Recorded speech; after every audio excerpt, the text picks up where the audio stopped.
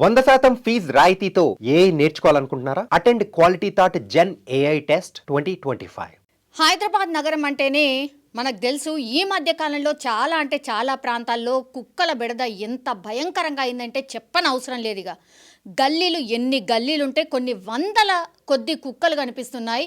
వీధి కుక్కలు ఎంత భయంకరంగా తయారయ్యాయి అంటే వాటికి వ్యాక్సినేషన్ ఉండదు, ప్రాపర్గా వాటికి ఎట్లాంటి కేర్ ఉండదు. కాబట్టి పూర్తిగా ఎక్కడంటే అక్కడ వీధి కుక్కలు స్థైర విహారం అంటారు. అంటే వాళ్ళ రాజ్యమే లెక్కనే గల్లీలో కొన్ని పదుల సంఖ్యలో కుక్కలు మనకు కనిపిస్తూ ఉంటాయి. చాలామంది రాత్రిపూట వెళ్ళాలంటే కూడా భయపడుతుంటారు. అట్లనే మెయిన్ రోడ్ గల్లీలకు పోవాలంటే ఇక భయమే అనుకోండి. ఇక మెయిన్ రోడ్లలో కూడా చాలా మటుకి 2 వీలర్స్ వెహికల్ కావచ్చు, లేదంటే కార్లు పోతుంటే కావచ్చు, వాటి వెంటబడిన పరిస్థితి చాలామంది మనం అందరం కూడా ఫేస్ చేసే ఉంటాం. ఇది ఒక 5-6 ఏళ్ల కింద మాట్లాడుకున్నాం, మళ్ళీ ఇప్పుడు కూడా అదే మాట్లాడుకుంటున్నాం. ఏమన్నా మార్పు వచ్చిందా అంటే ఏ మార్పు లేదు. కుక్కలు దాడి చేస్తాయి, చిన్న పిల్లల్ని చూస్తేనైతే పీక్కు తింటూ ఉంటాయి. అసలు చిన్న పిల్లలు కాదు, పెద్ద పిల్లలు కాదు, అసలు ఎవరు ఏంటి ఏజ్తో ఎట్లాంటి నిమిత్తం లేకుండానే ఇట్లా కుక్కల దాడులు అయితే విపరీతంగా పెరిగిపోతున్నాయి. ఈ కేసులు కూడా హాస్పిటల్లో ఎక్కువ నమోదవుతున్నాయి. తాజాగా కూడా ఇప్పుడు 4 ఏళ్ల చిన్నారిపై వీధి కుక్కలు దాడి చేశాయి. అది ఎక్కడ అంటే రాజేంద్ర నగర్లోని గోల్డెన్ హిల్స్ కాలనీలో ఒక 4 ఏళ్ల చిన్నారి మీద దాడి చేసిన దృశ్యాలు మనం స్పష్టంగా చూస్తున్నాం. పాపం 4 ఏళ్ల చిన్నారి, ఆ పాపకి ఏం తెలుస్తుంది? అక్కడే దగ్గరలో వాళ్ళ ఇంటి బయట నుంచి పాపం ఏ పక్కన షాప్ దగ్గరకో, లేకపోతే పక్కన ఎవరైనా దోస్తుంటే వాళ్ళని కలవడానికో, ఇట్లా మినిమం అటు ఇటు తిరుగుడు అయితే కామనే. వాళ్ళని ఎంతకని కట్టి పడేస్తాం? ఇది పాసిబుల్ కాదు. కానీ పేరెంట్స్ నిజంగానే ఈ దృశ్యం చూసిన తర్వాత కేర్ తీసుకోవాల్సిన అవసరం అయితే డెఫినెట్లీ ఉంది. ఎందుకంటే ఇది రోజు మనం ఫేస్ చేసే బాధనే. ఈ కుక్కల్ని ఏం చేస్తారు అంటే జిహెచ్ఎంసీ వాళ్ళు నిజం చెప్పాలంటే వీధిలో కుక్కలు ఉండొద్దు, కుక్కల బెడద చాలా ఉందని ఎన్నిసార్లు ఎన్ని టైమ్స్ కంప్లైంట్ చేసినా పుట్టలు తెప్పలుగా కంప్లైంట్లు ఉంటాయి. ఒక్కరోజు వచ్చి కంప్లైంట్ చేసిన ఆ 2-3 రోజులకు వచ్చి ఆ డాగ్ క్యాచర్స్ ఉంటారు కదా, వాళ్ళు వచ్చి జర హల్చల్ చేస్తారు. ఎట్లా ఒక నెట్ ఉంటుంది, స్టిక్కి ఒక నెట్ కట్టుకొని వస్తారు, ఒక వ్యాన్ ఉంటుంది. అలా వీళ్ళు వేటాడేది కేవలం 1-2 కుక్కలు ఉంటాయి. కానీ 10 or 20 కుక్కలు ఒక గల్లీలోనే ఉంటాయి. మరి వాటిని వదిలేసి వెళ్ళిపోతారు అంతే. ఎందుకంటే 1-2 పట్టుకోగానే అసలు కుక్కలన్నీ పారిపోతే ఎక్కడ అసలు దొరికే పరిస్థితే ఉండదు. ఇది మన అందరికీ తెలిసిందే, జిహెచ్ఎంసీ వాళ్ళకు కూడా తెలుసు. కంప్లైంట్ వచ్చిందా, మనం వచ్చి కనబడ్డామా, ఫోటో మా ఆఫీసర్లకు పంపించినామా, గింతే. కానీ దీనికి అసలు ఒక పర్మనెంట్ సొల్యూషన్ ఉందా అంటే ఏడా కూడా కనబడదు. అంటే ఇవన్నీ కూడా పబ్లిక్కి చాలా నిత్యవసరం. అంటే ఈడ ఇంకోటి కూడా ఉంది.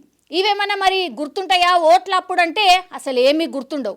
మళ్ళీ తీరా చూస్తే రోడ్లు అనుకోండి, నీళ్ళు వస్తలేవనుకోర్రి, కరెంటు పోతే ఏం చేయాలనుకోర్రి, మాకు కమ్యూనిటీ హాల్ లేదనుకోండి, ఇవి మాత్రమే అడుగుతారు. కానీ మీకు నిత్యం అసలు ఉన్న అవసరాలు ఏంది?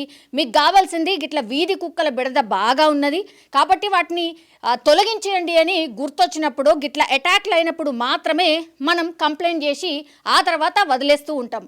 కానీ ఇవి అసలు ఎంత డేంజరస్ తయారైనాయి అంటే, ఒకవేళ ఆ కుక్క కాటు అంటే ఎప్పుడైతే కుక్క గరుస్తుందో కంపల్సరీగా రేబీస్ వస్తుందా అంటే కాదు.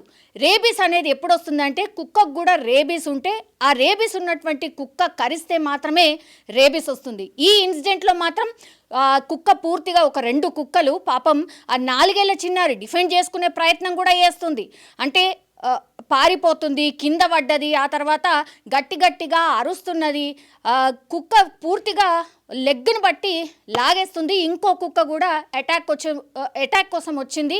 అది డే టైంలో కాబట్టి కొంతవరకు నిజంగానే సేఫ్ అయింది అనుకోవచ్చు. అప్పుడు ఆమె కీకలు వేయడం, ఏడవడంతో అక్కడే ఉన్నటువంటి వాళ్ళ అమ్మ టైంకి వచ్చింది అనుకోవచ్చు. ఎందుకంటే మనం గతంలో అంబర్పేటలో చూసినాం, ఇట్లనే 3 ఏళ్ల చిన్నారో 2.5 ఏళ్ల చిన్నారో బయట పాపం ఆడుకుంటున్నాడు.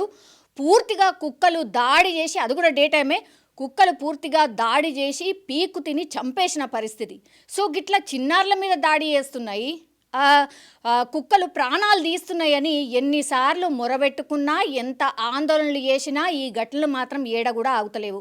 జిహెచ్ఎంసీ ఆ చర్యలు తీసుకుంటాం, ఈ చర్యలు తీసుకుంటాం అని హడావిడి తప్పించి, నిజంగా మీకు చిత్తశుద్ధి ఉంటే మరి రోజు రోజుకి ఆర్ ఇయర్కి ఎట్లా కుక్కల సంఖ్య పెరుగుతుంది? వీటి మీద అసలు నియంత్రణ తీసుకునేది ఎవరు? అక్కడ దగ్గరలో ఉన్న కార్పొరేటర్కి వీళ్ళు కంప్లైంట్ చేసినప్పుడు కార్పొరేటర్ ఏమో జిహెచ్ఎంసీ వాళ్ళకు ఒకటో రెండో ఫోన్ కాల్ కొడతాడు, తర్వాత వచ్చినట్టు ఏవో చేస్తారు, ఒక 2 గంటలు ఆడ తిరుగుతారు, కథం. నేను చెప్పిన కదా 15-20 కుక్కలు ఉంటే వాళ్ళు పట్టుకునేది 2. మరి ఎట్లా సొల్యూషన్ దీనికి? సో ఇట్లాంటి ఇన్సిడెంట్స్ మీద నిజంగా గలం విప్పాల్సిన అవసరం ఉంది. ఇది రోజు మనం ఫేస్ చేస్తున్నటువంటిదే. చిన్నారుల ప్రాణాలు పోతున్నాయి, మనుషుల ప్రాణాలు పోతున్నాయి. ఇట్లా ఒకవేళ పాపం నిజంగానే ఈమెను హుటాహుటిన హాస్పిటల్ తీసుకుపోయి ఆమెకు ట్రీట్మెంట్ ఇవ్వకపోతే మాత్రం కొన్ని ఇన్సిడెంట్స్ని కూడా మనం చూసినాం. రేబీస్ ఎంత డేంజరస్సో సేమ్ మనిషి కూడా అట్లనే కుక్క ఎట్లా అరుస్తుందో అట్లనే అరవడం స్టార్ట్ చేస్తాడు. ఆ తర్వాత గ్రాడ్యువల్లీ ప్రాణాలు కూడా కోల్పోయిన పరిస్థితి కనిపిస్తుంది. సో నిజంగానే జిహెచ్ఎంసీకి కంప్లైంట్ ఒక్కటే వచ్చింది కదా అని ఏదో చేతులు దులుపుకునేది కాకుండా వీటి మీద సీరియస్గా కూడా యాక్షన్ తీసుకోవాలని పేరెంట్స్ కావచ్చు, అందరూ ప్రజలు కోరుతున్న పరిస్థితి అయితే మనకు కనిపిస్తోంది.